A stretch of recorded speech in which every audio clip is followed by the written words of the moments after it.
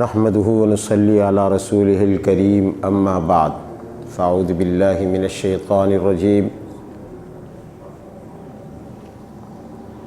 بسم اللہ الرحمن الرحیم 12 جمادی الاخری 1443 ہجری 16 جنوری 2022 کو اعوذ باللہ من الشیطان الرجیم کی تفسیر کے حوالے سے 17واں درس دیا جا رہا ہے۔ اس سے پہلے اللہ کی توفیق سے 16 درس ہو چکے ہیں۔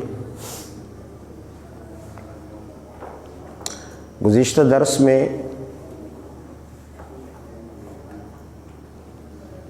اس بات پر ہم نے اپنے درس کو اختتام تک پہنچایا تھا کہ اللہ کے نبی ان پڑھ امت میں پیدا ہوئے اور اللہ نے آپ کو ان پڑھ رکھا۔ ان پڑھ ہونا عام انسانوں میں عیب ہے، لیکن نبی میں عیب نہیں ہے۔ نبی میں، رسول میں پڑھا لکھا ہونا عیب ہے۔ اگر پیغمبر پڑھا لکھا ہوتا تو یہ بہت بڑا عیب ہوتا، اس لیے کہ وہ جو کچھ پیش کرتا اپنے استادوں کے خیالات کا دھبا اس پر لگتا کہ اس کے اساتذہ، اس کے استاد، اس کے ٹیچر، اس نے جن پروفیسروں سے پڑھا ہے، یہ ان کے خیالات ہیں۔ لیکن جب پیغمبر نے کسی انسان سے نہیں پڑھا اور ایک دم ایک ایسا دین پیش کیا جو کسی پڑھے لکھے انسان کے بس میں بھی نہیں ہے کہ اس جیسا دین پیش کر سکے، اس جیسی کتاب پیش کر سکے، تو اس سے اس بات کو تقویت ملتی ہے کہ اس پیغمبر نے جو کچھ حاصل کیا ہے وہ ڈائریکٹ آسمان سے حاصل کیا ہے، یعنی آسمان سے اس کا رشتہ ہے، اس کے علم کا، اس کے دین کا، اس کی کتاب کا۔ اس لیے اللہ نے ان پڑھ لوگوں میں ان پڑھ پیغمبر پیدا کیا تاکہ دنیا کو اس اعتراض کا موقع نہ مل سکے کہ اس نے تو اپنے ماحول سے سیکھا، اس نے تو اپنی قوم سے سیکھا، اس نے اپنے لوگوں سے سیکھا، اس نے اپنے استادوں سے سیکھا۔ خیر، تو یہ تو ایک ضمنی بات تھی۔ عرض میں یہ کر رہا تھا کہ بات ہو رہی تھی شیطان کی۔ آدم علیہ السلام کو شیطان نے ورغلایا، پھسلایا۔ اس کی وجہ یہ ہے کہ شیطان جب مردود ہوا تو وہ سمجھ گیا کہ اب میرا ٹھکانہ دوزخ ہے، میں اکیلے کیوں جاؤں؟ حقیقتاً تو دوزخ صرف شیطان کے لیے ہے، یعنی دوزخ اصل میں، کیونکہ اصل نافرمان وہی ہے، اصل باغی وہی ہے، تو دوزخ تو ہے ہی صرف ابلیس اور شیطان کے لیے۔ باقی جو دوزخ میں جائیں گے وہ اس کے چیلے ہو کر جائیں گے۔ تو بنیادی طور پر جہنم اور دوزخ یہ بنی ہے شیطان کے لیے، لیکن شیطان نے سوچا کہ میں اکیلے دوزخ میں کیا کروں گا، یہ تو میرے لیے دوہرا عذاب ہو جائے گا، ڈبل عذاب ہو جائے گا، ایک جہنم کا عذاب اور ایک یہ کہ میں اکیلے اس میں ہوں گا، تنہائی کا عذاب۔ تو دو وجہ سے اس نے اس بات پر اصرار کرنا شروع کیا، زور دینا شروع کیا کہ وہ انسان کو گمراہ کر کے اپنے ساتھ جہنم لے جائے۔ ایک تو اس کا جذبہ انتقام تھا جو حضرت آدم علیہ السلام سے اور ان کی اولاد سے اس کے دل میں بھڑک رہا تھا، کہ جن کی وجہ سے وہ مردود ہوا، جن کی وجہ سے اس سے زمین کا اقتدار چھن گیا، جن کی وجہ سے حکومت چھن گئی، اس کی ساری سیاست ختم ہو گئی۔ تو اس آتش انتقام میں جلنے کی وجہ سے اس نے سوچا کہ میں اکیلے دوزخ کیوں جاؤں، میں اپنے ساتھ آدم کی اولاد کو لے کر کیوں نہ جاؤں۔ اور دوسری وجہ جس کی طرف میں نے اشارہ کیا، فارسی میں کہتے ہیں مرگ انبوہ جشن دارت۔ اس کا مطلب یہ ہے، یہ ایک ضرب المثل ہے، محاورہ ہے، مرگ انبوہ جشن دارت۔ جب سب لوگ مرتے ہیں نا تو یہ عید اور جشن کا سما ہوتا ہے، اور سارے لوگ زندہ ہوں، تندرست ہوں، اور اکیلے ایک آدمی مرے تو یہ غم بالائے غم ہوتا ہے۔ ایک تو یہ کہ مر رہا ہے، دوسرا یہ کہ اکیلے مر رہا ہے، سارے لوگ مزوں میں ہیں اور وہ اکیلے مر رہا ہے۔ اور جب سب مر رہے ہوں تو پھر آدمی کو اتنی پرواہ نہیں ہوتی، وہ موت بھی ہلکی ہو جاتی ہے کہ چلو یار، صرف میں نہیں مر رہا، دنیا بھی مر رہی ہے، صرف مجھ پر نہیں گزر رہی، دنیا پر بھی گزر رہی ہے۔ تو شیطان نے سوچا کہ اس وقت تو مجرم اعظم میں ہوں، مجرم اول بھی میں ہوں، اور اس وقت جہنم کا میرے علاوہ اور کوئی حقدار نہیں ہے۔ تو اگر میں کسی اور کو گمراہ نہ کر سکوں تو جہنم میں صرف میں ہی رہوں گا۔ تو ایک تو جہنم کا عذاب، پھر تنہائی کا عذاب۔ اب جب میں اپنے ساتھ ایک جم غفیر کو لے جاؤں گا، ایک بڑی تعداد میں مخلوق الہی کو گمراہ کر کے لے جاؤں گا، تو جو ان پر گزر رہی ہوگی وہ مجھ پر بھی گزرے گی، جو مجھ پر گزر رہی ہوگی وہ ان پر بھی گزرے گی۔ تو کم از کم ایک دوسرے کو دیکھ کر اپنا غم ہلکا تو کر سکیں گے۔ ان دو مقاصد کی خاطر شیطان نے یہ پلان بنایا کہ آدم اور اس کی اولاد کو گمراہ کیا جائے۔ اور میں نے آپ کو بتایا تھا کہ آدم علیہ السلام سے اس نے معصیت کروانے کی کوشش کی، لیکن مسئلہ یہ ہے کہ اللہ نے آدم علیہ السلام کی غلطی کو تو معاف کیا اور شیطان کی غلطی کو معاف نہیں کیا۔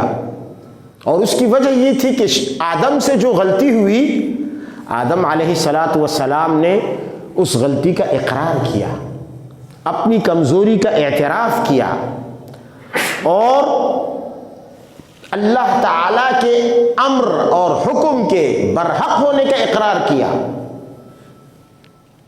مانا آدم نے کہ اے اللہ، آپ کا یہ حکم بالکل درست ہے، لیکن میں کمزور ہوں، مجھ سے غلطی ہو گئی۔ اللہ نے آدم کے اس عجز کو دیکھ کر اسے خود توبہ کے کلمات سکھائے۔ فَتَلَقَّى آدَمُ مِن رَبِّهِ كَلِمَاتٍ فَتَابَ عَلَيْهِ۔ آدم علیہ السلام نے اپنے رب سے الفاظ سیکھے، کلمات سیکھے۔ وہ کیا ہے؟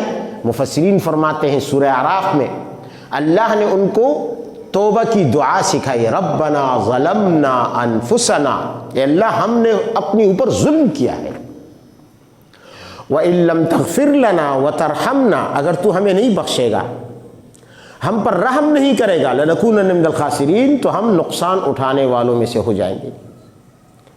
دیکھیں یہاں اللہ تعالیٰ نے آدم علیہ السلام کو خود توبے کا طریقہ بتایا، ابلیس کو نہیں بتایا، کیونکہ ابلیس کا گناہ یا اس کی معصیت یہ اپنی غلطی کو تسلیم کرنے پر نہیں تھی، بلکہ وہ اپنے آپ کو حق بجانب سمجھ رہا تھا، وہ اللہ تعالیٰ کے حکم کو صحیح نہیں سمجھ رہا تھا۔ کیا عجیب ہے، آپ کا حکم تو عجیب ہے، آپ مجھے کو کیسے حکم دے رہے ہیں کہ میں مشت خاک کے سامنے سجدہ کروں، انا خیر منہ۔ تو وہ اللہ کے حکم کو ہی صحیح نہیں مان رہا تھا۔ جیسے آج کل کے ملحد ہوتے ہیں نا، دین کے احکام کا مذاق اڑاتے ہیں، تو یہ دراصل وہ اللہ کا مذاق اڑاتے ہیں، کیونکہ دین کے احکام تو اللہ کے ہیں، کسی مفتی کے نہیں، کسی مولوی کے نہیں، کسی پیر کے نہیں، بلکہ کسی نبی کے بھی نہیں۔ یہ تو اللہ تعالیٰ ہے کہ جس نے یہ احکام بھیجے۔ اب یہ جو مذاق اڑاتے ہیں کہ بھائی کبھی داڑھی کا مذاق اڑا دیا، کبھی نماز کا مذاق اڑا دیا، کبھی کس چیز کا، کبھی دعا کا، کبھی کس چیز کا، تو یہ در حقیقت اس احکم الحاکمین ارحم الراحمین ذات کے حکم کا مذاق اڑایا جا رہا ہے، اور یہ ڈائریکٹ ابلیس کی سنت ہے، اس کا طریقہ ہے، جس نے اللہ تعالیٰ کے حکم کو تسلیم کرنے سے، درست تسلیم کرنے سے انکار کیا۔ تو اللہ تعالیٰ نے اسے توبہ کی نہ توفیق دی، نہ توبے کا طریقہ بتایا، نہ توبے کے الفاظ سکھائے، اور اسے یوں ہی بھٹکتا چھوڑ دیا کہ جا دفع ہو جا۔ تو ابلیس نے اب جب اس عزم کا مظاہرہ کیا، تو دوسری طرف اللہ تعالیٰ نے اس کے اس مشن کو کمزور کرنے کے لیے ہمیں اس کی دشمنی کے متعلق بتایا کہ وہ تمہارا دشمن ہے۔ ان الشیطان لکم عدو فاتخذوہ عدوا، شیطان دشمن ہے، اسے دشمن بنا کے رکھو۔ انما یدعو حزبہ لیکونوا من اصحاب السعیر، وہ اپنے لیے ایک جماعت بنانا چاہتا ہے، اس جماعت کو جو دعوت دے رہا ہے اپنے مشن میں شامل کرنے کے لیے، لیکونوا من اصحاب السعیر، تاکہ وہاں وہ جہنم کے عذاب کو اپنے لیے ہلکا کر سکے، کہ میرے ساتھ ایک بڑی جماعت چلی جائے جہنم میں اور اکیلا میں ہی جلتا نہ رہوں، لیکونوا من اصحاب السعیر، میرے ساتھ یہ دوسرے بھی اصحاب السعیر یا اصحاب جہنم بن جائے، جہنمی بن جائے۔ تو قرآن نے بتا دیا، لیکن ادھر کیا جائے کہ انسان محتاط نہیں ہے، باوجود اس کے کہ اللہ تعالیٰ نے ہمیں یہ اس کی دشمنی کا بتا دیا، اس کے دشمن ہونے کا بتا دیا، لیکن انسان محتاط نہیں ہے، اور جب احتیاط نہیں کرتا تو اس احتیاط نہ کرنے کی وجہ سے شیطان کامیاب ہو جاتا ہے، اس لیے وار پہ وار کرتا ہے، وار پہ وار کرتا ہے۔ تو اللہ تعالیٰ نے اس کا علاج ہمیں کیا بتایا؟ اس کا علاج ہمیں یہ بتایا کہ جب بھی تم قرآن پڑھو تو تم اعوذ باللہ من الشیطان الرجیم کہا کرو۔ جب بھی تم قرآن پڑھو، یعنی بار بار ہم قرآن پڑھیں، بار بار ہم اعوذ باللہ کہیں، بار بار ہم قرآن، اذا قرأت القرآن، جب بھی قرآن پڑھو بار بار قرآن پڑھیں۔ کیوں؟ اس لیے کہ ہو سکتا ہے عین تلاوت کے وقت ہمیں گمراہ کرنے کی کوشش کرے، اور یہ بھی ہو سکتا ہے کہ تلاوت سے پہلے دنیاوی معاملات میں ہم جب دنیا کے کام کر رہے ہوں، گفتگو کر رہے ہوں، بات چیت کر رہے ہوں، اس وقت ہماری زبان سے ایسے الفاظ نکلوا دے، ہمارے ہاتھوں پیروں سے ایسے کام کروا دے، ہمارے دل میں ایسی سوچیں لے آئے جس کی وجہ سے ہم اس کی چال میں آ کر قرآن عظیم کی ہدایت کے قابل نہ رہے۔ تو اللہ تعالیٰ نے ہمیں بار بار استعاذہ اور بار بار اعوذ باللہ پڑھنے کا حکم دیا۔ دیکھیں فقہاء نے لکھا ہے کہ جب انسان بات کرے، تلاوت کرتے اور اچانک بیچ میں دنیاوی بات کرنے کی ضرورت آئے، تو قرآن نے بھی لکھا ہے، علماء تجوید نے بھی لکھا ہے کہ دوبارہ جب وہ تلاوت شروع کرے اسی وقت بیچ میں بات کی اس نے دنیا کی، ایک تو دین کی بات ہے وہ الگ، اگر دنیا کی بات کی دوبارہ سے اعوذ باللہ پڑھ کے آگے سے پڑھنا شروع کر دے۔ کچھ معلوم نہیں کہ یہ جو دنیاوی بات کی ہے اس انسان نے، اس قرآن کی تلاوت کرنے والے نے، اسی دوران شیطان کو مداخلت کا موقع مل گیا ہو، تو فرمایا پھر سے اعوذ باللہ پڑھو۔ بار بار اعوذ باللہ پڑھوائی جا رہی ہے، بار بار ہم سے استعاذہ کا مطالبہ ہو رہا ہے کہ اللہ کی پناہ میں آؤ۔ اصل میں اس کی وجہ یہ دیکھو کہ جب ہم شیطان کے بالمقابل ہیں تو شیطان بھی مخلوق ہے اور ہم اور آپ بھی مخلوق ہیں۔ اب شیطان نے تو میدان میں اتر کر کمر کس لیے کہ مجھے ان کا مقابلہ کرنا ہے، مجھے ان سے لڑنا ہے، مجھے ان سے پنگا لینا ہے، یہ تو کمر اس نے کس لی۔ ہم نے کمر نہیں کسی، اس نے کمر کس لی۔ اچھا، جب اس نے کمر کس کے وہ میدان میں آیا، اترا، تو اب مقابلہ یہاں پہ ہے دو قوتوں کا۔ اب دیکھیں، اس مقابلے کی دو صورتیں ہو سکتی ہیں۔ ایک تو یہ کہ مخلوق بمقابلہ مخلوق ہو، مخلوق بمقابلہ مخلوق، اس کا قانون الگ ہے۔ اور ایک یہ کہ مخلوق بمقابلہ مخلوق پلس خالق کے ہو، یعنی مخلوق بمقابلہ مخلوق ساتھ میں خالق کے ہو، تو اس کا قانون الگ ہے۔ یہ غور سے سننے کی بات، مخلوق بمقابلہ مخلوق ہو تو اس کے لیے قانون یہ ہے کہ اب کسی طرف بھی اللہ نہیں، خالق نہیں، نہ اس سائڈ میں نہ اس سائڈ میں، مقابلہ مخلوق کا مخلوق سے ہے۔ شیطان بھی مخلوق ہے، انسان بھی مخلوق ہے۔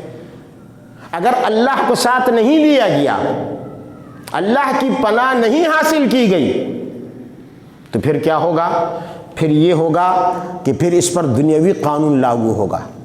جس کے پاس طاقت زیادہ ہے وہ غالب آئے گا، جس کے پاس وسائل زیادہ ہیں وہ غالب آئے گا، جس کے پاس اسلحہ زیادہ ہے وہ غالب آئے گا، جس کے پاس بچاؤ کے آلات زیادہ ہیں، ساز و سامان زیادہ ہے، جنگ کرنے کا ساز و سامان زیادہ ہے، وہ غالب آئے گا۔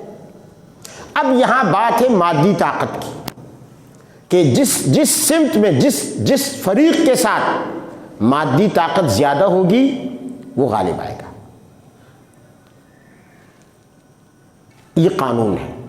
دیکھیں، اگر روس اور امریکہ لڑیں تو قانون کیا ہوگا؟ یا امریکہ اور چین لڑیں مثلا، تو یہ مخلوق بمقابلہ مخلوق ہے، اور مخلوق بمقابلہ مخلوق، اس کے لیے اصول یہ ہے کہ جو طاقت میں زیادہ ہوگا وہ جیتے گا۔ اگر امریکہ طاقت میں زیادہ ہے تو وہ جیتے گا، اگر چین طاقت میں زیادہ ہے تو وہ جیتے گا۔ اب یہاں یہ نہیں ہو سکتا کہ جو کمزور ہے وہ غالب آ جائے، یہاں بنیاد ہے طاقت۔ اور اگر مخلوق بمقابلہ مخلوق پلس خالق کے ہو، یعنی خالق کو ساتھ لے لے، تو یہاں کا قانون الگ ہے۔ دیکھو، اللہ تعالی ہم سے شیطان کو دور کرنا چاہتا ہے اور ہمارے ساتھ ہونا چاہتا ہے، یہ اسی مقصد کی خاطر کہ ہم جب شیطان کے مقابلے میں آئے تو مقابلہ صرف مخلوق کا مخلوق سے نہ ہو، کیونکہ اللہ کو پتہ ہے کہ ہم شیطان کے مقابلے میں پھر کیا ہے؟ کمزور ہیں، ہم کچھ بھی نہیں۔ اور اس کی آپ تاریخ میں مثالیں دیکھ لیں، جب بھی میدان میں مسلمان اترے ہیں اور کافر اترے ہیں، دیکھیں مسلمان رحمان کے نمائندے ہیں اور کافر شیطان کے نمائندے ہیں، اور جب بھی مسلمانوں اور کفار کی لڑائی ہوئی تو اگر یہ لڑائی صرف مخلوق کی مخلوق کے ساتھ ہو تو پھر قانون وہی رہا ہمیشہ کہ جو طاقتور رہا وہ کامیاب ہو گیا۔ مثال کے طور پر حنین میں نبی علیہ الصلوۃ والسلام غزوہ حنین کے لیے جب تشریف لے گئے، بنو حوازن اور بنو ثقیف کے ساتھ آپ کی لڑائی ہوئی، صحابہ کرام ساتھ ہیں، لیکن چونکہ صحابہ کرام زیر تربیت ہیں، ٹریننگ تھے، لوگ روز بروز مسلمان ہوتے تھے، نئے نئے مسلمان، ابھی ان کی تربیت مکمل نہیں ہوئی ہوتی تھی، لیکن وہ جہاد میں رسول اللہ صلی اللہ علیہ وسلم کے ساتھ شریک ہو جاتے۔ اب یہاں پہ وہ جو صحابہ کرام تھے بعض، ان کے منہ سے ایک بات نکلی، قرآن عظیم نے اس واقعے کو نقل کیا، لقد نصرکم اللہ فی مواطن کثیرۃ ویوم حنین اذ اعجبتکم کثرتکم۔ یہاں پہ ان حضرات کے منہ سے یہ بات نکلی کہ آج سے پہلے ہم تعداد میں کم ہوتے تھے، ساز و سامان میں کم ہوتے تھے، ہتھیاروں میں کم ہوتے تھے، ہم جنگ جیت جاتے، ہم جنگ تو آج کیسے نہیں جیتیں گے؟ اذ اعجبتکم کثرتکم، آج تو ہماری تعداد ہزاروں میں ہے، ہزاروں کا لشکر ہے، کافروں کی کیا مجال؟ اب دیکھیں یہاں جنگ ہے مسلمان اور کافر کی، مسلمان نمائندہ رحمان کا ہے، کافر نمائندہ شیطان کا ہے، جنگ مسلمان اور کافر کی ہے۔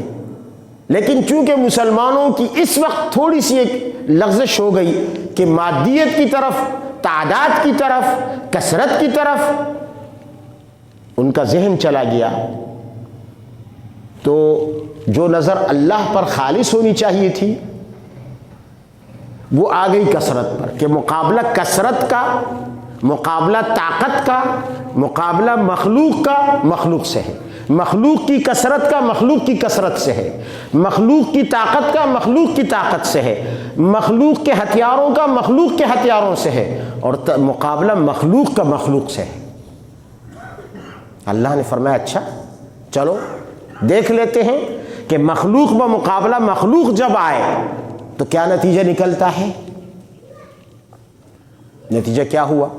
نتیجہ یہ ہوا فَلَمْ تُغْنِ عَنْكُمْ كَثْرَتُكُمْ شَيْئًا وَضَاقَتْ عَلَيْكُمُ الْأَرْضُ بِمَا رَحُبَتْ ثُمَّ وَلَّيْتُمْ مُدْبِرِينَ۔ قرآن نے کہا کہ جب اللہ نے ان کو تھوڑی دیر کے لیے یوں ہی چھوڑ دیا کہ چلو تم اپنی طاقت کے بل پر، اپنی قوت کے بل پر، اپنی کثرت کے بل پر چلو جاؤ کافروں سے لڑ لو، میں دیکھتا ہوں کہ مخلوق مخلوق کا مقابلہ کیسے کرتی ہے، تو شکست کھا لی، نقصان اٹھانا پڑا، بڑی تعداد صحابہ کی شہید ہو گئی۔ قرآن کہتا ہے وَضَاقَتْ عَلَيْكُمُ الْأَرْضُ بِمَا رَحُبَتْ، تمہاری کثرت تمہیں فائدہ نہ دے سکی اور تم پر زمین باوجود بڑی ہونے کے، وسیع ہونے کے تنگ ہو گئی، زمین تنگ ہو گئی، پناہ کے لیے جگہ نہیں مل رہی تھی، اس لیے کہ پناہ کے لیے جو جگہ تھی وہ تم نے حاصل نہیں کی۔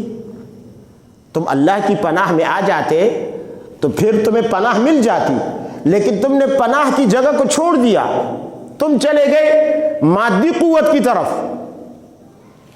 تو اب نتیجہ دیکھ لو وَضَاقَتْ عَلَيْكُمُ الْأَرْضُ بِمَا رَحُبَتْ ثُمَّ وَلَّيْتُمْ مُدْبِرِينَ، اور پھر تم پیٹ پھیر کر بھاگے۔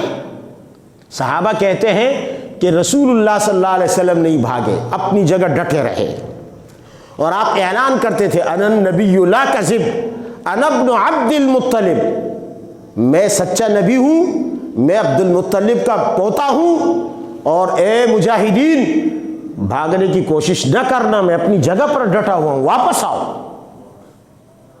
پھر جب صحابہ کرام کو ہوش آیا کہ یہ تو ہم میں سے بعض لوگوں کی زبان سے نکلے ہوئے جملے نے اور ان کے دماغوں میں آئے ہوئے خیال نے ہمیں یہ شکست دی، ثم انزل اللہ سکینتہ علی رسولہ وعلی المؤمنین، پھر اللہ تعالیٰ نے اپنی سکینت اتاری، اپنے رسول پر بھی اتاری، صحابہ کرام پر بھی اتاری۔ اب تمہاری نظر بدل گئی، اب آؤ، اب میدان میں آؤ، اب میں مخلوق و مقابلے مخلوق پلس خالق کی۔ ایک نقطہ ذہن میں آ گیا، چلو ساتھ ساتھ بتاتا چلوں، ویسے علماء کے لیے زیادہ مفید ہوگا، طلباء کے لیے۔ اللہ تعالیٰ نے قرآن میں سکینت کا جا بجا ذکر کیا ہے، صحابہ کرام کے لیے بھی سکینت کا ذکر کیا، رسول اللہ صلی اللہ علیہ وسلم کے لیے بھی سکینت کا ذکر کیا، لیکن فرق رکھا، جہاں صحابہ کرام کے لیے ہے وہاں بغیر ضمیر کے ہے، جیسے سورہ فتح میں فَأَنزَلَ السَّكِينَةَ عَلَيْهِمْ وَأَثَابَهُمْ فَتْحًا قَرِيبًا، صحابہ کرام کے لیے صرف سکینت کا لفظ فرمایا کہ میں نے صحابہ کے دلوں پر سکینت اتاری، لیکن جہاں رسول کو شامل کیا، رسول پر بھی سکینت اتاری، تو اللہ نے فرق یہ رکھا کہ رسول کا مرتبہ صحابہ سے اونچا ہے، اس لیے وہاں سکینت کو اپنی طرف منسوب کیا، سکینت کو فَأَنزَلَ اللَّهُ سَكِينَتَهُ، اللہ نے اپنی خصوصی سکینت اتاری۔ جہاں بھی قرآن میں اگر ہم غور کریں، مطالعہ کریں قرآن عظیم کا، تو یہ نقطہ ہمیں سامنے آئے گا۔ حضرت ابوبکر اور نبی علیہ السلام جب غار ثور میں حضرت ابوبکر گھبرائے تو اس وقت بھی اللہ تعالیٰ نے جو سکینت اتاری تو رسول پر بھی اتاری، ابوبکر پر بھی اتاری، فانزل اللہ سکینتہ علیہ، اپنی طرف نسبت کی۔ خیر یہ تو ایک علمی نقطہ تھا، اس پر پھر تفصیلی کبھی اور کسی اور موقع پہ بات کروں گا، صرف اشارہ کر دیا۔ تو میں عرض ہی کر رہا تھا، کیا کہہ رہا تھا میں، کہ مخلوق و مقابلہ مخلوق اور مخلوق و مقابلہ مخلوق پلس خالق، ان دونوں کا قانون الگ ہے۔ سن 1965 میں انڈیا اور پاکستان کی لڑائی ہوئی، پھر 1971 میں ہوئی۔ ہمارے پاس جہاز بھی ہیں، ٹینک بھی ہیں، فوج بھی ہے، اتنی بڑی زمین بھی ہے، جو رسول اللہ صلی اللہ علیہ وسلم اور صحابہ کرام کے پاس اتنی بڑی زمین ہے۔ مدینہ تو چھوٹا سا شہر تھا، مکہ اس زمانے کا ٹوٹل مکہ میرے خیال میں چھوٹا میدان سے بھی چھوٹا ہوگا، اتنی آبادی بھی نہیں ہوگی، کتنی زمین تھی۔ اور یہ اتنا بڑا ملک ہے، زمین بھی بڑی، اور یہ اتنی بڑی فوج، اتنی بڑی قوم، اتنے بڑے ہتھیار، اتنے بڑے جہاز، اور ان کی الگ الگ قسمیں، ہتھیار، ٹینک، کیا کچھ نہیں۔ نتیجہ کیا ہوا؟ اس لیے کہ اگرچہ ایک طرف مسلمان، ایک طرف ہندو، لیکن مسلمان رحمان کا نمائندہ بن کر نہیں لڑا۔ یہ مقابلہ مخلوق کا مخلوق سے تھا۔ نتیجہ ہمارے سامنے، مخلوق بمقابلہ مخلوق پلس خالق کے نہیں تھا کہ خالق کو ملا کر لڑتے ہندوؤں سے۔ اگر خالق کو ملا کر لڑتے، میرا یقین ہے اللہ کی ذات پر کہ ہم پورا ہندوستان فتح کر لیتے، لیکن ہم تو اپنا ملک بچانے میں ناکام رہے، اس لیے کہ ہم نے اللہ پر نظر نہیں رکھی، ہم مخلوق بمقابلے مخلوق لڑے۔ تو یہ قانون پھر مسلمان کے لیے نہیں ہے کہ اگر مسلمان اللہ پر نظر نہ رکھے پھر بھی اللہ اس کی مدد کرے گا، کوئی ضرورت نہیں، اللہ کو کسی کی ضرورت نہیں ہے۔ جب صحابہ کرام کو بے یار و مددگار چھوڑ دیا حنین میں، احد میں، تو ماں اور شما کا کیا مقام ہے؟ اسی لیے جب ریاست بمقابلہ ریاست، ملک بمقابلہ ملک، قوم بمقابلہ قوم، فوج بمقابلہ فوج، ہتھیار بمقابلہ ہتھیار، جہاز بمقابلہ جہاز، ٹینک بمقابلہ ٹینک ہوں، تو یہ سب مخلوق ہے، اور یہ سب مخلوق ہے تو اس میں پھر جو طاقتور ہے وہی کامیاب ہوگا۔ تو انڈیا نے ہم سے آدھا ملک چھین لیا۔ 65 میں ہم نے کیا کارنامہ کیا، بمشکل امریکہ کی منتیں کی، 17 دن لڑنے کے بعد ہم نے بمشکل وہ جنگ بند کروائی شملہ میں معاہدہ کر کے، اس لیے کہ یہ مخلوق میں مقابلہ مخلوق۔ اور جب مخلوق خالق کو ساتھ ملا کر لڑے تو پھر نتیجہ افغانستان کی طرح ہوتا ہے، پھر افغانستان کی طرح نکلتا ہے۔ کیوں؟ اس لیے کہ یہاں جو ہے ایک طرف B-52 ہے، ڈیزی کٹر ہے، بموں کی ماں ہے، مدر آف بمز، اور پتہ نہیں کیا کیا ہے، دنیا کی جدید ترین فوجیں، ٹیکنالوجیاں، دوسری طرف کچھ بھی نہیں ہے۔ تو کامیابی ہوئی یا نہیں ہوئی؟ یہ دلیل ہے اس بات کی کہ مخلوق بمقابلہ مخلوق ناکام ہے، اس میں کوئی ضمانت نہیں کہ فتح ہو یا شکست ہو بھی سکتی ہے۔ اگر آپ کے پاس اسلحہ ہتھیار زیادہ ہے، ہو سکتا ہے آپ جیت جائیں، نہیں ہے تو ہو سکتا ہے کافر جیت جائے، کوئی ضمانت نہیں، قانون وہی ہے۔ تو شیطان کے مقابلے میں اب جب شیطان میدان میں اترا تو اللہ نے ہمیں اتارا اور ہم سے کہا تم اعوذ باللہ پڑھو۔ اعوذ باللہ پڑھنے کا سب سے بڑا فائدہ کیا ہے کہ تم مجھے ساتھ لے لو گے، تم مجھے ساتھ لے لو گے، اور جب مجھے ساتھ لے لو گے تو شیطان کامیاب نہیں ہو سکتا۔ اسی لیے شیطان نے اس بات کا اقرار کیا، قیامت میں قرآن عظیم نے اس کا ایک خطاب نقل کیا ہے، اسپیچ نقل کی ہے، ایک تقریر نقل کی ہے جو اس نے وہاں جہنمیوں سے کی ہے۔ بڑی زبردست تقریر ہے، پوری تقریر پر تو اس وقت مجھے گفتگو کرنے کا وقت نہیں ہے کہ قرآن عظیم کی وہ جو پوری تقریر ہے میں اس پہ بات کروں، صرف ایک جملہ اس پہ بات کروں گا جس میں وہ اقرار کرتا ہے۔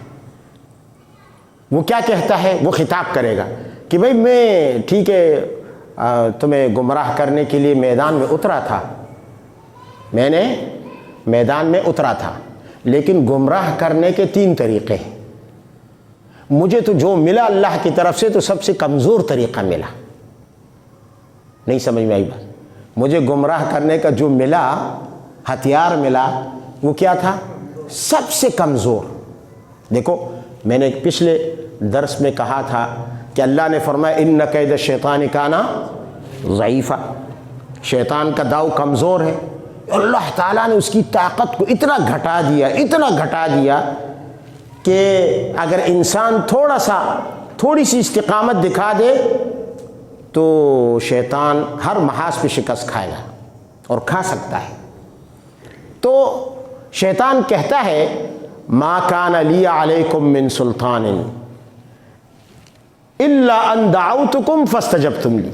دیکھو گمراہ کرنے کے 3 طریقے ہیں، گناہ پر مجبور کرنے کے، کفر پر مجبور کرنے کے۔ سب سے طاقتور طریقہ کیا ہے؟ سب سے طاقتور طریقہ وہ کہتا ہے کہ ما کان لی علیکم من سلطان، میرا تم پر زور نہیں چل رہا تھا، سلطان نہیں تھا میرے پاس۔ سلطان سے مراد زور، طاقت، حکومت، تسلط، میرا تم پر زور نہیں تھا۔ تو سلطان کی 2 قسمیں ہیں، 2 قسمیں ہیں، ایک سلطانی جبری یا قہری، ایک سلطانی برہانی۔ سلطانی جبری کیا ہے؟ یہ سب سے طاقتور طریقہ ہے گمراہ کرنے کا، کہ آدمی کلاشنکوف لے اور گن پوائنٹ پہ کسی کے سر پہ رکھے، بھئی شراب پیو، وہ پیے گا نہیں پیے گا؟ شراب پینا حرام ہے نا، گناہ ہے۔ گن پوائنٹ پہ کسی سے شراب اس کو پلائی جا سکتی ہے، اس سے یہ گناہ کروایا جا سکتا ہے۔ یہ سب سے طاقتور طریقہ ہے، اس میں چوں چرا کی گنجائش نہیں ہوتی۔ اگر اس نے ذرا سی جھجک دکھائی سامنے والے نے، گولی اس کے دماغ میں اتر جائے یا اس کے دل میں، سینے میں اتر جائے۔ یہاں چوں چرا کی مہلت نہیں ہے، سوچنے کی مہلت نہیں ہے۔ ادھر گن پوائنٹ پہ اس کے سر پہ گن رکھی اور گن پوائنٹ پہ اس نے اس سے زبردستی اپنی بات بنوا لی۔ دنیا میں ایسا ہی ہوتا ہے بھائی، کوئی بھی گناہ، شرک کروا لے، کفر کروا لے، زندقیت کروا لے، گمراہی کروا لے، گناہ کروا لے، کوئی بھی کام کروا سکتا ہے۔ کیا شیطان ایسا کرتا ہے؟ کیا شیطان کے پاس یہ طاقت ہے؟ اگر اس کے پاس ہتھیار ہوتا اور وہ آ کے ہم پر گن پوائنٹ سے گناہ کرواتا، ہمیں تو بچنے کی کوئی چانسز نہ ہوتے۔ وہ کہتے ما کان لی علیکم من سلطان، بھائی میرے پاس یہ طاقت تھی نہیں کہ میں گن پوائنٹ پہ تم سے کام کروا سکتا، جو سب سے طاقتور طریقہ ہے گمراہ کرنے کا۔ اچھا دوسرا طریقہ کیا ہے؟ دوسرا طریقہ یہ ہے، وہ بھی سلطان ہے لیکن سلطان برہانی ہے۔ وہ یہ کہ میں آتا، میں کانفرنسیں کرتا، گھر گھر جاتا، تبلیغی حضرات کی طرح دروازہ کھٹکھٹاتا، یا مولویوں کی طرح ممبر پر بیٹھ کر بیانات کرتا، اور پھر میں دلائل سے گناہ کو صحیح ثابت کرتا، میں دلائل دیتا، میں فضائل بیان کرتا، مولویوں کی طرح دلائل دیتا علماء کی طرح، اور تبلیغیوں کی طرح فضائل بیان کرتا۔ بھائی یہ دوسرا طریقہ ہے۔ ایک آدمی ایک کام نہیں کرنا چاہتا، آپ اس سے گن پوائنٹ پہ کروا لیں، یا دوسرا طریقہ یہ ہے وہ کرنا چاہتا ہے لیکن وہ کہتا ہے مجھے مطمئن کرو دلیل سے، کوئی فضیلت بیان کرو، مجھے کوئی لالچ دو، تو آپ نے اس کے سامنے دلائل کی ایک قطار رکھ دی، فضائل بیان کر دیے، اس میں یہ ہے، اس میں یہ ہے، اس میں یہ ہے۔ جیسے وہاں آدم علیہ السلام کو اس نے کیسے قائل کیا، میں نے بتایا نا، آدم علیہ السلام کو اس نے فضائل بتلائی، گناہ کے فضائل بتلائے، دلائل سے اس کو، بھائی یہ درخت سے کھاؤ گے تو فرشتے بن جاؤ گے، اس درخت کا پھل کھاؤ گے تو تم جو ہے ہمیشہ زندہ رہو گے، اور یہ ہمیشہ جنت میں رہو گے، اور یہ ہوگا، اور درخت سے کھاؤ گے تو ہمیشہ تمہیں بادشاہت ملے گی اور جو کبھی ختم نہیں ہوگی۔ یہ دلائل اور فضائل سے اس نے گمراہ کیا۔ اب یہی کام وہ یہاں کرتا ہے؟ نہیں کرتا۔ ڈائریکٹ آ کے جس طرح ڈائریکٹ آدم علیہ السلام کے پاس گیا، تو تو یہاں آ کے سلطان برہانی بھی اس کے پاس نہیں ہے. یہ گمراہی کا طریقہ ہے لیکن پہلے سے کمزور. یہ اوپر والا گن پوائنٹ والا سب سے طاقتور. اس سے نیچے کیا ہے؟ دلائل اور فضائل کا، کہ دلائل سے گناہ کو ثابت کیا جائے، گناہ کی فضیلت کو فضائل سے ثابت کیا جائے، اور پھر اس کے بعد انسان کو آمادہ کیا جائے. شیطان یہ حربہ بھی استعمال نہیں کر سکتا براہ راست. ٹھیک ہے لوگوں کے دلوں میں وہ کرتا ہوگا فضائل اور دلائل، لیکن براہ راست خود بیان نہیں کر سکتا. اور تیسرا طریقہ تو وہ کہتا ہے ما کان لی علیکم من سلطان. دیکھو انسانوں، آج تم جہنم میں میرے ساتھ جل رہے ہو تو مجھے مت کوسنا. میرا تم پر کوئی زور زبردستی چل رہی تھی کیا؟ یا میں نے تمہیں آ کے کوئی تقریر کی تھی، یا دروازہ کٹکھٹایا تھا، تمہیں میں نے سمجھایا تھا، میں نے کوئی سیمینار کوئی کانفرنس منعقد کی تھی جہاں میں نے دلائل اور فضائل دیے تھے؟ ایسا بھی نہیں. تو نہ سلطان قہری اور جبری ہے، نہ سلطان برہانی ہے. صرف سب سے کمزور نچلا طریقہ ہے. اور نچلا کیا ہے؟ وسوسہ. کہ بس وہ تھوڑا سا اپنا وسوسہ انسان کے دل میں انجیکٹ کر دیتا ہے. جیسے سوئی بدن کے اندر چلی جاتی ہے، ڈاکٹر انجیکٹ کر دیتا ہے، آگے دوا خود راستہ بناتی ہے، پھر پورے جسم میں پھیل جاتی ہے. اسی طرح وہ انسان کے دل کے اندر وسوسے کا انجیکشن لگا دیتا ہے. آگے دل کے اندر جب وہ زہر داخل ہوتا ہے تو سامنے اس کا استقبال کون کرتا ہے؟ دل کے اندر سامنے استقبال وہ انسان کی خواہش کرتی ہے. اور جب انسان کی خواہش اس کے ساتھ مل جائے، وہ جو اس نے وسوسہ داخل کیا ہے اپنے انجیکشن اور اپنے ٹیکے کے ذریعے، اور ادھر سے انسان کی خواہش اس کے ساتھ مل گئی تو انسان اس کے پیچھے چل پڑتا ہے. یہ اتنا کمزور طریقہ ہے، زبان سے وہ کچھ نہیں کہتا، اس کمزور طریقے سے وہ گمراہ کرتا ہے. تو اللہ تعالیٰ چاہتا ہے کہ یہ کمزور طریقہ بھی، جو ان کید الشیطان کان ضعیفہ کی دلیل ہے کہ شیطان کا داؤ کمزور ہے، اللہ چاہتا ہے کہ انسان اس سے بھی محفوظ رہے اور اس کے دل پر یہ حملہ نہ کر سکے، یہ ویکسین نہ لگوا سکے. لوگ ویکسین سے ڈرتے ہیں نا، تو شیطان کے ویکسین سے ڈرنا چاہیے. انسانوں کی ویکسین کیا ہے؟ جو نقصان شیطانی ویکسین کا ہے، وسوسے کی ویکسین کا، اس سے تو ہم بچتے نہیں، اور انسانوں کی ویکسینوں سے بچے ہوئے ہیں. تو وہ انسان کے دل میں جب یہ ویکسین کی دوا ڈالتا ہے اور آگے خواہش اس کا استقبال کر کے اسے گلے لگاتی ہے تو یہ اس کا زہر پورے جسم میں پھیل جاتا ہے. اللہ نے فرمایا تم آؤ اعوذ باللہ پڑھو. یہ اب یہاں ایک سوال پیدا ہوا. سوال یہ پیدا ہوا کہ اللہ تعالیٰ نے اس کو وسوسہ ڈالنے کی طاقت ہی کیوں دی؟ اس کو یہ وسوسہ پیدا ہی کیوں کیا اللہ نے؟ یہ ایک سوال پیدا ہوا. یہ نہ یہ وسوسہ ہوتا اور نہ ہمارے دل اس کے انجیکشن سے زخمی ہوتے اور نہ ہمارے جسم اور ہماری روح زہر آلود ہوتی. آخر یہ وسوسہ اللہ تعالیٰ نے اس کو وسوسے کی قدرت کیوں دی؟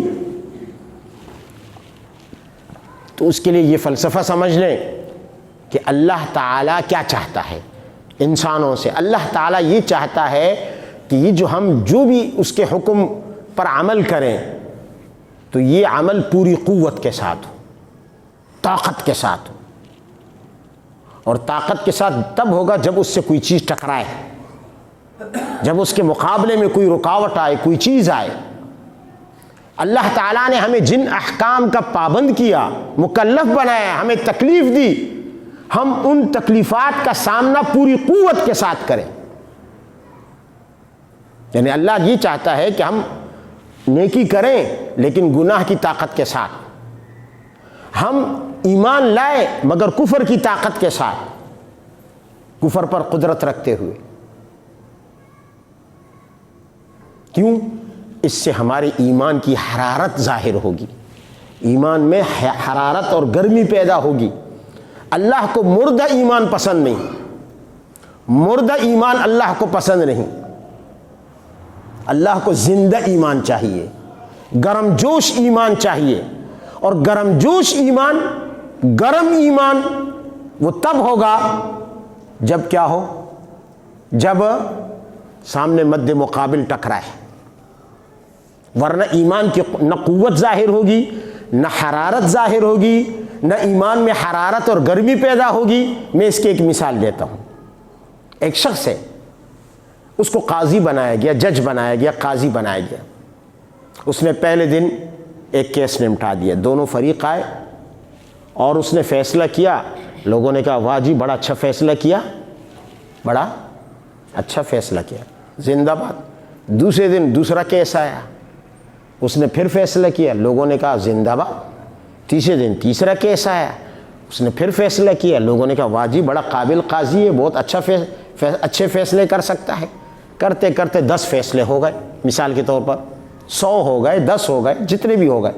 اب اتنے سارے فیصلے کرنے پر ہر ایک تعریف کر رہا ہے کہ ماشاءاللہ قاضی صاحب کیا ہیں، بڑے ہی قابل آدمی ہیں، بڑے ہی ذہین آدمی ہیں، کیسوں کو یوں نمٹا دیتے ہیں، چٹکی میں نمٹا دیتے ہیں، بڑا بہترین فیصلہ کرتے ہیں، بالکل صحیح فیصلہ کیا۔ لیکن ہم اس قاضی کو جو داد دے رہے ہیں، چلو اس کی مہارت پر دے رہے ہیں، اس کی ذہانت پر دے رہے ہیں، اس کے فیصلہ کرنے کی صلاحیت اور قابلیت پر دے رہے ہیں، لیکن کیا ہم اس کی دیانت پر بھی اس کو داد دے سکتے ہیں؟ نہیں۔ ہم اس کو یہ نہیں کہہ سکتے کہ یہ قاضی صاحب ایماندار ہے، یہ قاضی صاحب، یہ جج صاحب دیانتدار ہے، ہم یہ نہیں کہہ سکتے۔ یہ تو کہہ سکتے ہیں ماشاءاللہ قاضی صاحب زبردست۔ کیوں؟ اس لیے کہ اس کی ذہانت تو سامنے آ گئی اور اس کی فیصلے کی مہارت بھی سامنے آ گئی، لیکن ابھی تک دیانت سامنے نہیں آئی ہے، کیونکہ سامنے کوئی بھڑکانے والی چیز نہیں ہے جو اس کی دیانت کو بھڑکا دے، اس کی دیانت کو حرارت پہنچا دے۔ ہاں، چلتے چلتے ایک دن آیا جب 2 فریقوں میں سے ایک فریق نے اسے تگڑی رشوت کی پیشکش کر دی کہ حضور والا یہ گاڑی لیں، یہ نقد رقم لیں اور فیصلہ ہمارے حق میں کر لیں۔ اب کیا ہوا؟ سامنے سے ایک بھڑکانے والا آ گیا، لالچ دینے والا آ گیا۔ اب پتہ چلے گا قاضی صاحب کتنے پانی میں ہیں۔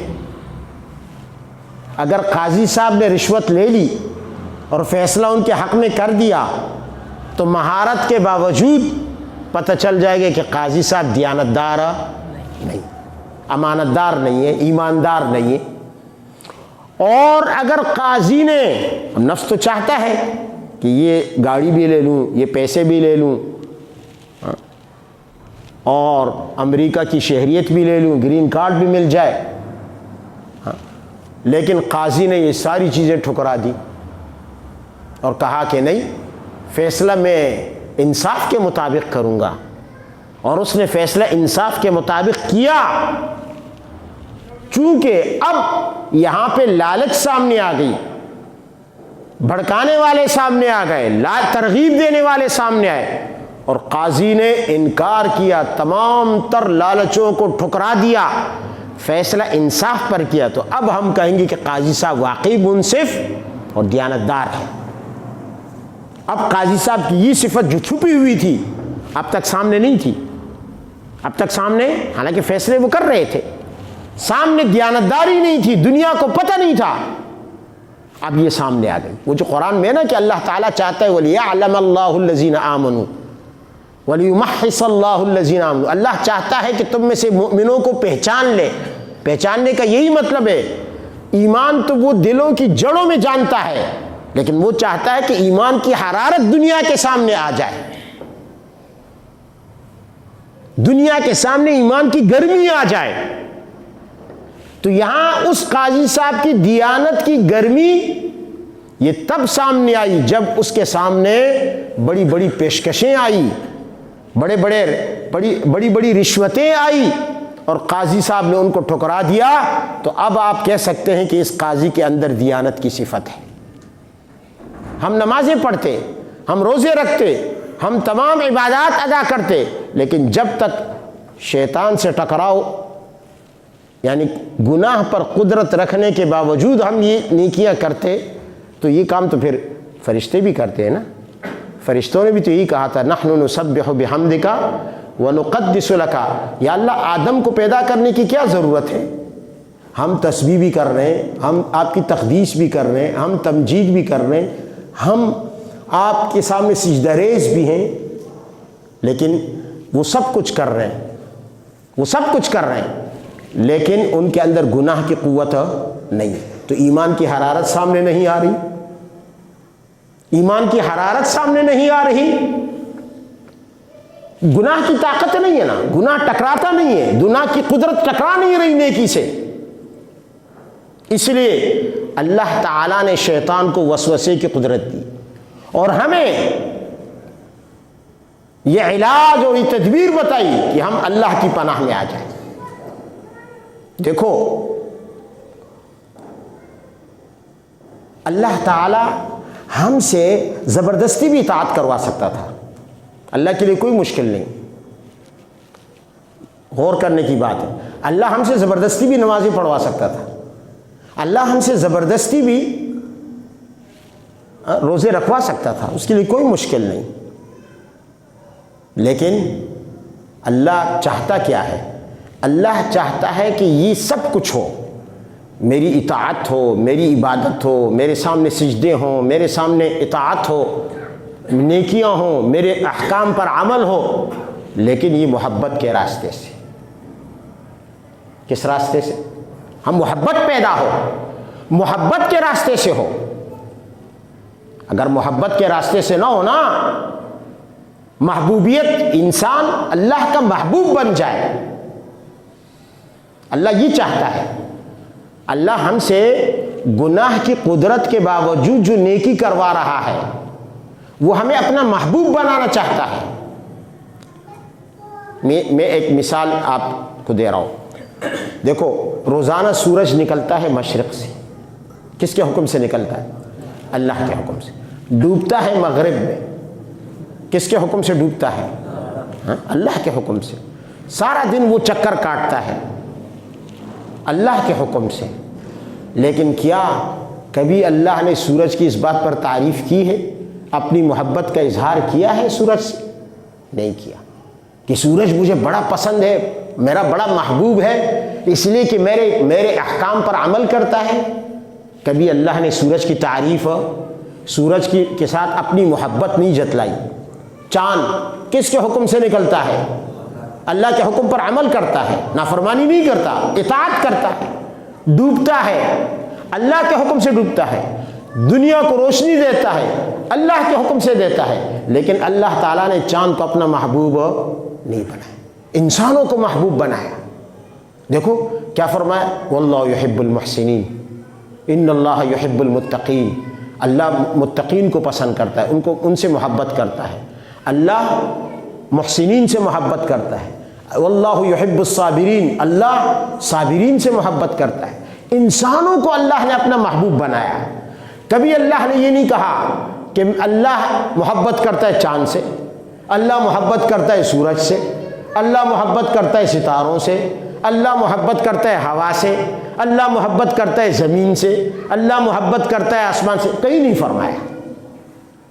فرمایا تو انسانوں کے بارے میں فرمایا، اللہ محبت کرتا ہے محسنین سے، اللہ محبت کرتا ہے متقین سے، اللہ ولی الذین آمنوا، اللہ دوست ہے تو مومنوں کا۔ کہیں یہ نہیں فرمایا کہ میں سورج کا دوست ہوں، میں چاند کا دوست ہوں، میں زمین کا دوست ہوں، کہیں یہ نہیں فرمایا۔ اس لیے کہ یہ لوگ بھی اللہ تعالیٰ کی، یہ مخلوقات بھی اللہ تعالیٰ کی اطاعت کرتی ہیں، لیکن قہراً، مجبور ہو کر، اختیار نہیں ہے۔ اللہ نے ہمیں اختیار دیا کہ گناہ پر قدرت کے باوجود تمہیں اختیار ہے، فمن شاء فلیؤمن ومن شاء فلیکفر، اور جب تم اس قدرت کے باوجود تم اطاعت کرو گے تو تم میرے محبوب بنو گے، اس لیے کہ تمہیں مجھ سے محبت ہوگی نا۔ تم اچھا، انسان کو جو اللہ سے محبت ہوتی ہے اس کی دو صورتیں ہیں، ایک ادنا صورت ہے، ایک اعلیٰ صورت ہے۔ ایک اللہ سے محبت کرنے والے کمتر درجے کے ہیں، ایک اللہ سے محبت کرنے والے اونچے درجے کے ہیں۔ اب سنیں کیسے، میں آپ کو ایک مثال سے سمجھاتا ہوں. ایک بادشاہ ہے، اس کے دربار میں 2 نوکر ہیں. اچھا، بادشاہ کی عادت یہ ہے کہ جو اس کا حکم مانتا ہے وہ اس پر انعامات کی بارش کر دیتا ہے. کیا کر دیتا ہے؟ بارش کر دیتا ہے، پیسے دیتا ہے، اور بھی جو اس کی حاجتیں ہیں پوری کرتا ہے، انعامات دیتا ہے. اور اب وہ 2 نوکر جو ہیں ان میں سے ایک نوکر بادشاہ سے محبت کرتا ہے. کس وجہ سے؟ کہ بادشاہ نے اس پہ بڑے انعام و اکرام کی. تو وہ سوچتا ہے کہ میں جتنی بادشاہ کی خدمت کروں گا بادشاہ اتنے ہی مجھ پر انعامات کی بارش کرے گا، انعام برسائے گا. وہ بھی بادشاہ سے محبت کرتا ہے. بات سمجھ میں آ رہی ہے کہ مجھ پر بادشاہ انعامات کرے گا. دوسرا نوکر وہ بھی بادشاہ سے محبت کرتا ہے مگر اسے انعامات کی پرواہ نہیں ہے. وہ اس کو بادشاہ کی ذات پسند ہے، بادشاہ اسے 1 روپیہ بھی نہ دے تب بھی وہ بادشاہ سے محبت کرتا ہے. ایاز کی طرح جو محمود غزنوی سے اس کی ذات کے لیے محبت کرتا تھا. تو دیکھو وہ جو محبت کرتا ہے نا انعامات کی وجہ سے، وہ بھی بادشاہ کا عاشق ہے، بادشاہ کے ساتھ محبت کرنے والا ہے. بادشاہ اس کو ضرور انعام دے گا، محروم نہیں رکھے گا. لیکن آپ سچ بتائیں ان دونوں میں بادشاہ کا محبوب کون ہوگا؟ دونوں بادشاہ سے محبت کرتے ہیں لیکن خود بادشاہ کس سے محبت کرے گا اور زیادہ محبت کس سے کرے گا؟ جو انعام کی پرواہ نہ کرے، جو بادشاہ سے بادشاہ کی ذات کے لیے محبت کرے. اس کو کوئی لالچ نہیں ہے، بادشاہ انعام دے تب بھی اسے پرواہ نہیں، اس کے خیال میں بھی نہیں آتا کہ بادشاہ مجھے کچھ دے گا. انعام نہ دے تب بھی اسے پرواہ نہیں ہے. بادشاہ سے دونوں محبت کر رہے ہیں لیکن بادشاہ اس ایک سے محبت کرے گا. فاتبعونی یحببکم اللہ، اس لیے کہ وہ محبت ذات بادشاہ سے ہے. تو اسی طرح یہاں بھی اللہ تعالیٰ سے محبت 2 طرح کی ہے. ایک اللہ سے محبت ہے اس لیے کہ اللہ آخرت میں جنت کا فیضان کرے گا، جنت عطا کرے گا، جنتوں کی نعمت کا فیضان کرے گا. اللہ نے دنیا میں نعمتیں کی ہیں، اللہ نے آخرت میں نعمتیں وہ دے گا، عطا کرے گا. تو ایک بندہ وہ ہے جس کو اللہ سے محبت ہے، کس وجہ سے؟ اللہ کے انعامات کی وجہ سے. دوسرا بندہ وہ ہے جس کو اللہ سے محبت ہے اللہ کی وجہ سے، اللہ کی ذات کی وجہ سے. اسے پرواہ نہیں ہے جنت ملے نہ ملے، مجھے اللہ سے محبت ہے، مجھے اللہ سے محبت ہے. وہ اللہ سے محبت کرتا ہے جنت کی وجہ سے نہیں. اسی لیے تو صوفیہ کرام میں سے بعض صوفیہ نے اس آیت کا زبردست مطلب بتایا ہے، ان نے زبردست تفسیر کی ہے.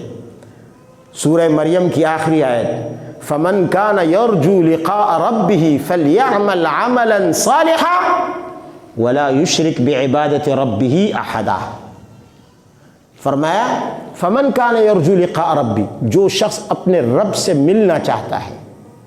ظاہر ہے ملتا آدمی ملنا کس سے چاہتا ہے؟ محبوب سے نا، جس سے محبت ہو. فرمایا فَلْيَعْمَلْ عَمَلًا صَالِحًا، 2 کام کرے، ایک عمل صالح کرے، نیک عمل کرے، اور دوسرا وَلَا يُشْرِكْ بِعِبَادَةِ رَبِّهِ أَحَدًا، وہ اس کی عبادت کے ساتھ، اپنے رب کی عبادت کے ساتھ کسی کو نہ شریک کرے. تو صوفیہ کرام کہتے ہیں، بعض صوفیہ نے فرمایا اس آیت کی تفسیر میں کہ کسی میں جنت بھی داخل ہے، جنت بھی داخل ہے، جنت کو بھی اللہ کے ساتھ شریک نہ کرے. کیا اگر اللہ جنت نہ دیتا تو پھر وہ بندگی کے لائق نہ رہتا؟ اگر ہمیں جنت نہ لے جاتا تو کیا وہ بندگی کے لائق نہ رہتا؟ اسی لیے تو فرمایا فَاتَّبِعُونِي يُحْبِبْكُمُ إِن كُنتُمْ تُحِبُّونَ اللَّهَ، تم اللہ سے محبت کرتے ہو، فَاتَّبِعُونِي يُحْبِبْكُمُ اللَّهَ، میری اطاعت کرو، پیغمبر کی اتباع کرو، یحببکم اللہ، اللہ تمہیں محبوب بنا دے گا. ان دونوں محبتوں کی مثال ماچس کی تیلی اور ماچس کی ڈبیا کے ہے جس پر مثالہ لگا ہو. جب تک یہ دونوں مثالیں آپس میں نہ ملیں تب تک ایمان کی حرارت پیدا نہیں ہوتی. بھائی جب ماچس کی تیلی وہی تیلی ہے، اس پہ مثالہ لگا ہے، آگ نظر نہیں آ رہی. ماچس کے اوپر وہ مثالہ لگا ہے، آگ نظر نہیں آ رہی. لیکن جب یہ دونوں آپس میں ملتے ہیں، رگڑ کھاتے ہیں، تو اس سے حرارت اور گرمی اور آگ پیدا ہو جاتی ہے. اسی طرح جب انسان کی یہ محبت اللہ کی محبت سے ملتی ہے، سبحان اللہ، ایمان کی حرارت بیدار ہوتی ہے، پیدا ہوتی ہے. فرمایا وَلَا يُشْرِكْ بِعِبَادَةِ رَبِّهِ أَحَدًا، اس کے عبادت میں کسی کو شریک نہ کرو، حتیٰ کہ جنت کو بھی شریک نہ کرو. اس لیے مت عبادت کرو کہ ہمیں جنت دے گا، یہ تو چھوٹا درجہ ہے. اچھا اگر ایک شخص دیکھو، اگر ایک شخص اس لیے اللہ کی عبادت کرتا ہے کہ اللہ جنت دے، تو کیا اللہ جنت نہیں دے گا؟ دے گا. اگر ایک شخص اللہ سے محبت اور اللہ کی اطاعت اور اللہ کی عبادت اس لیے کرتا ہے کہ وہ مجھے کیا دے؟ جنت دے، تو کیا اللہ جنت نہیں دے گا؟ دے گا نا. اللہ نے وعدہ کیا قرآن میں جنت دوں گا. اچھا لیکن ایک شخص جنت کی وجہ سے اللہ سے محبت کرتا ہے، اللہ کی انعامات کی وجہ سے اللہ سے محبت کرتا ہے اس نوکر کی طرح، اور دوسرا اسے انعامات کی پرواہ نہیں ہے، وہ اللہ سے اللہ کی ذات کی وجہ سے محبت کرتا ہے. کیا دونوں کا انعام برابر ہو سکتا ہے؟ کبھی بھی برابر نہیں ہوگا. اسی لیے تو فرمایا سورہ یونس میں للذین احسنوا الحسنی وزیادہ، جو لوگ احسان کے ساتھ میری اطاعت کریں گے، احسان کے ساتھ. یہاں عملو نہیں فرمایا، صرف عمل ذکر نہیں کیا، احسان ذکر کیا. جو عمل کا اعلیٰ ترین درجہ ہے، جو اخلاص کا اعلیٰ ترین درجہ ہے، فرمایا ان کو تو جنت ملے گی، اس لیے کہ یہ تو عام لوگوں کو بھی ملنی ہے جو جنت کی خاطر مجھ سے محبت کریں. وزیادہ، صرف جنت ہی نہیں ملے گی، جنت کے علاوہ اور بھی بہت کچھ ملے گا. اور وہ بہت کچھ کیا ہوگا؟ میں خود ہوں گا. اللہ کہتا ہے میں خود ہوں گا. دیکھو تمام عبادات کے لیے اللہ نے فرمایا فلاں عبادت کی یہ جزا ہے، فلاں عمل کا یہ صلہ ہے، فلاں نیکی کا یہ ثواب ہے، فلاں کا یہ اجر ہے. اجر بتائے پیغمبر کی زبان سے، قرآن عظیم میں بھی، احادیث میں بھی. لیکن جہاں بات روزے کی آئی تو روزہ ایک چھپا ہوا عمل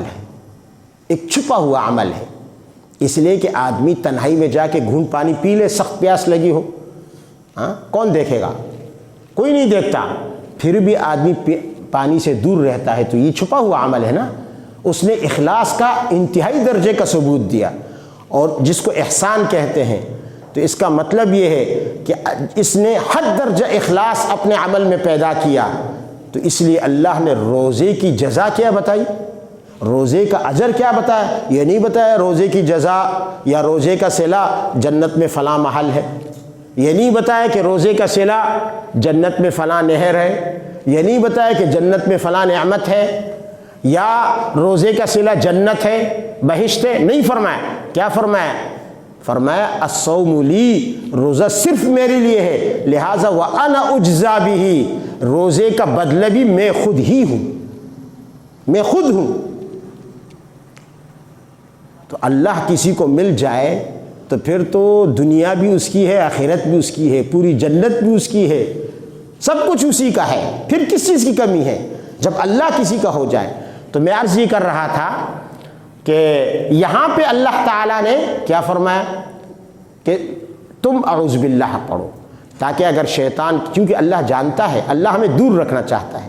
اگر کسی وقت شیطان ہمارے دل میں مداخلت کر لے اور اٹیک کر لے، چاہے تلاوت کے وقت ہو یا اس سے پہلے ہو، چونکہ اللہ تعالیٰ کو تو معلوم ہے کہ کہاں سے انسان، تو شیطان تو چاہتا ہے کہ میں انسان کی ایمانی فطرت بگاڑ دوں. اور جب وہ ایمانی فطرت وسوسے کے ذریعے بگاڑ دے گا تو پھر جب قرآن انسان پڑھے گا بھی بگڑی ہوئی فطرت کے ساتھ، تو قرآن عظیم جو انسانی دلوں پر اپنا فیضان برساتا ہے، اپنے فیوز اور برکات نفوس انسانیہ پر برساتا ہے، پھر انسان وہ حاصل نہیں کر سکے. قرآن پڑھ لے گا بس ادھر سے نیچے نہیں اترے گا. جیسے خوارج کے لیے اللہ کے نبی نے فرمایا وہ قرآن پڑھیں گے لیکن لا یجاوز تراقیہم، گلوں سے نیچے نہیں اترے گا. تو یہ قرآن بھی پھر نیچے نہیں اترتا کیونکہ ایمانی فطرت بگڑ گئی. تو اللہ ہم سے شیطانی ٹھونگوں کو، شیطانی لمس کو، شیطان کے چھونے کو دور کرنا چاہتا ہے اور ہمیں قرآن کے استقبال کے لیے تیار کرنا چاہتا ہے کہ ہم اچھی طرح قرآن کا استقبال کر کے اس کے فیوز برکات حاصل کر لیں. تو ہمیں فرمایا کہ اعوذ باللہ من الشیطان الرجیم پڑھا کرو. پھر کیا ہوگا؟ تم کیموفلاج ہو جاؤ گے، پھر تم شیطان کو نظر نہیں آؤ گے. شیطان کو جیسے ایک واقعہ ہے نبی علیہ السلام کی ہجرت کا. نبی علیہ السلام جب غار ثور میں تشریف لائے اور غار ثور میں حضرت ابوبکر ساتھ تھے تو مشرکین بھی آپ کے پیچھے پیچھے تعاقب میں آئے پیچھا کرنے کے لیے. تو اب مشرکین ایسی جگہ پر کھڑے تھے کہ حضرت ابوبکر پریشان ہو گئے. فرمایا اگر ان میں سے کوئی شخص اپنے قدموں کے نیچے دیکھ لے، لرآنا لو نظر احدهم تحت قدميه لرآنا، اگر ان میں سے کوئی شخص بھی اپنے قدموں کے نیچے دیکھ لے گا تو ہم اس کو نظر آ جائیں گے. کیونکہ اونچی جگہ پر تھے، غار نیچے تھا. تو وہ پریشان ہو گئے کہ ایسا نہ ہو کہ ہم انہیں نظر آ جائیں. تو نبی علیہ السلام نے کیا فرمایا؟ ابو بکر کی اس بات کو رد کر دیا. فرمایا نہیں، ایسا نہیں ہو سکتا. لا تحزن ان اللہ معنا، غم نہ کر، اللہ ہمارے ساتھ ہے. تو جب ہم نے اللہ کی پناہ لی ہے نا تو ہم کیموفلاج ہو گئے. اب ہم نظر نہیں آتے. اب ہم نظر جیسے اگر میں اوپر چادر ڈالوں میں نظر نہیں آؤں گا، اسی طرح ان کفار کو ہم نظر نہیں آ سکتے. تو فرمایا کہ قرآن عظیم سے پہلے جب تم اعوذ باللہ پڑھو گے تو شیطان اندھا ہو جائے گا اور پھر وہ تم اسے نظر نہیں آؤ گے جس طرح وہ تمہیں نظر نہیں آتا. یہ اللہ نے زبردست نسخہ دیا. اس لیے پھر قرآن عظیم سے جو کچھ اللہ دینا چاہتا ہے وہ دیتا جائے گا، تم لیتے جاؤ گے. پھر قرآن سے اللہ جو کچھ دینا چاہتا ہے وہ دیتا جائے گا، تم لیتے جاؤ گے. ورنہ قرآن عظیم اور تمہارے درمیان حجاب آ جائے گا، پردہ آ جائے گا، شیطان کا پردہ آ جائے گا. اسی لیے تو حدیث میں ہے نا، رب قارئ للقرآن والقرآن یلعنہ، قرآن کے پڑھنے والے بہت سے ایسے ہیں وہ قرآن تلاوت کر رہے ہوتے ہیں، قرآن ان پر لعنتیں بھیج رہا ہوتا ہے. لعنت کا مطلب کیا؟ اللہ کی رحمت سے دوری، بیچ میں حجاب کا آ جانا. اللہ محجوب کر دیتا ہے. قرآن عظیم لعنت بھیجتا ہے، یعنی قرآن عظیم سے جو کچھ حاصل ہونا ہوتا ہے وہ تلاوت کرنے والے کو حاصل نہیں ہوتا، شیطان کی مداخلت کی وجہ سے. دعا کریں اللہ تعالی ہمیں اعوذ باللہ کے علوم کو ہمارے سینوں میں اتار دے. وآخر دعوانا الحمد للہ رب العالمین.